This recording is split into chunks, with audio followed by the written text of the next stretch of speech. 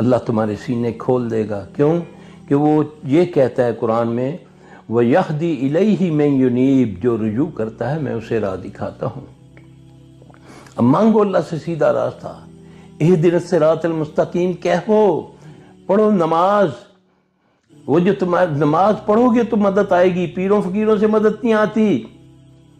اللہ نے قرآن میں فرمایا وَاسْتَعِينُوا بِالصَّبْرِ وَالصَّلَاةِ یا ایھا الذین آمنوا استعینوا بالصبر والصلاۃ، اے ایمان والوں کو کہا کہ تم پر کوئی مشکل آ جائے، کوئی جانی مالی کوئی اولاد سے، کوئی کسی بھی صورت میں، تم نماز اور صبر سے مدد مانگو۔